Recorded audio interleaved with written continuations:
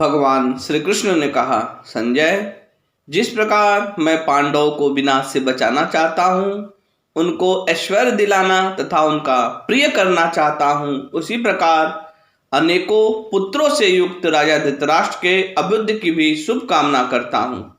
मेरी एकमात्र यही इच्छा है कि दोनों पक्ष शांत रहें। राजा युधिष्ठिर को भी शांति ही प्रिय है। मैं यह बात सुनता हूँ और पांडवों के समक्ष इसे स्वीकार भी करता हूँ, परंतु संजय, शांति होना कठिन ही जान पड़ता है। जब धृतराष्ट्र अपने पुत्रों सहित लोभवश इनका राज्य भी हड़प लेना चाहता है तो कलह कैसे नहीं बढ़ेगा। तुम यह जानते हो कि मुझसे या युधिष्ठिर से धर्म का लोप नहीं हो सकता, तो भी उत्साह के साथ अपने धर्म का पालन करने वाले युधिष्ठिर के धर्म लोप की शंका तुम्हें क्यों हुई? ये तो पहले ही शास्त्रीय विधि के अनुसार कुटुंब में रह रहे हैं। अपने राज्य भाग को प्राप्त करने का जो ये प्रयास करते हैं, इसे तुम धर्म का लोप क्यों बता रहे हो? इस प्रकार के गृहस्थ जीवन का भी विधान तो है ही। इसे छोड़कर वनवासी होने का विचार तो ब्राह्मणों में होना चाहिए। कोई तो गृहस्थ धर्म में रहकर कर्मयोग के द्वारा परलौकिक सिद्धि का होना मानते हैं। कुछ लोग कर्म को त्याग कर ज्ञान के द्वारा ही सिद्धि का प्रतिपादन करते हैं, परंतु खाए पिए बिना किसी की भी भूख नहीं मिट सकती। इसी से ब्रह्मवेता ज्ञानी के लिए भी गृहस्थों के घर भिक्षा का विधान है। इस ज्ञान योग की विधि का भी कर्म के साथ ही विधान है। ज्ञान पूर्वक किया हुआ कर्म उच्छिन्न हो जाता है, बंधन कारक नहीं होता। इनमें कर्म को त्याग कर केवल संन्यास आदि ही जो लोग उत्तम मानते हैं, वे दुर्लभ हैं। उनके कथन का कोई मूल्य नहीं है। संजय, तुम तो संपूर्ण लोकों का धर्म जानते हो। ब्राह्मण, क्षत्रिय और वैश्यों का धर्म भी तुम्हें अज्ञात नहीं है। ऐसे ज्ञानवान होकर भी कौरवों के लिए तुम हट क्यों कर रहे हो? राजा युधिष्ठिर शास्त्रों का सदा स्वाध्याय करते हैं। अश्वमेध और राजसु यज्ञों का अनुष्ठान भी इन्होंने किया है। इसके सिवा धनुष, कवच, हाथी, घोड़े, रथ और शस्त्र आदि से भी भली भांति संपन्न है। पांडव स्वधर्मानुसार कर्तव्य का पालन करते रहे हैं और क्षत्रियोचित युद्ध कर्म में प्रवृत्त होकर यदि देववश मृत्यु को भी प्राप्त हो जाए तो इनकी वह मृत्यु उत्तम ही मानी जाएगी। यदि तुम सब कुछ छोड़कर शांति धारण करने को ही धर्म मानते हो तो यह तो बताओ कि युद्ध करने से राजाओं के धर्म का ठीक ठीक पालन होता है या युद्ध छोड़कर भाग जाने से? इस विषय में मैं तुम्हारा कथन सुनना चाहता हूँ। पांडवों का जो राज्य भाग धर्म के अनुसार उन्हें प्राप्त होना चाहिए, उसे धृतराष्ट्र सहसा हड़प लेना चाहता है। उसके पुत्र समस्त कौरव भी उसी का साथ दे रहे हैं। कोई भी प्राचीन धर्म की ओर दृष्टि नहीं डालता।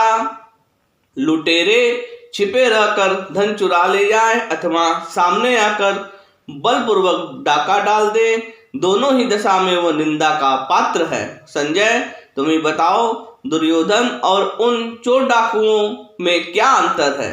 दुर्योधन तो क्रोध के वशीभूत हो रहा है। उसने जो छल से राज्य अपहरण किया है, उसे लोभ के कारण धर्म मानता है और राज्य को हथियाना चाहता है। किंतु पांडवों का राज्य तो धरोहर के रूप में रखा गया था, उसे कौरव लोग कैसे पा सकते हैं?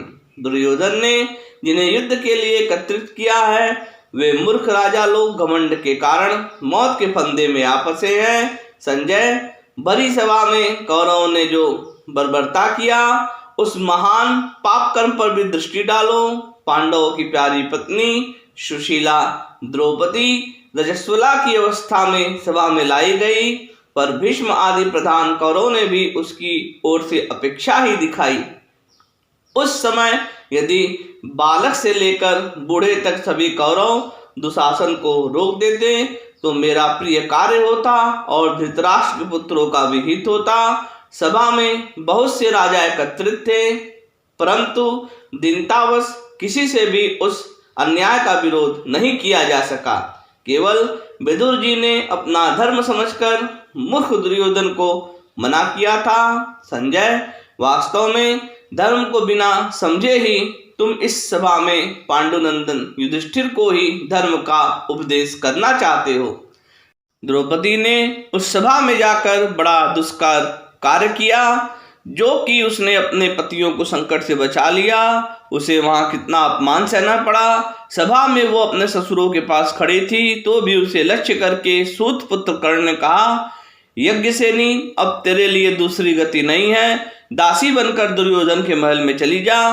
तेरे पति तो दांव में तुझे हार चुके हैं, अब किसी दूसरे पति को वर मान ले। जब पांडव वन में जाने के लिए काला वृक्षम धारण कर रहे थे, उस समय दुशासन ने यह कितनी कड़वी बात कही कि ये सब के सब नपुंसक अब नष्ट हो गए हैं, चिरकाल के लिए नरक के गर्त में गिर गए हैं। संजय, कहाँ तक कहे, जुए के समय जितने निंदित वचन कहे गए थे वे सब तुम्हें ज्ञात है। तो भी इस बिगड़े हुए कार्य को बनाने के लिए मैं स्वयं हस्तिनापुर चलना चाहता हूँ।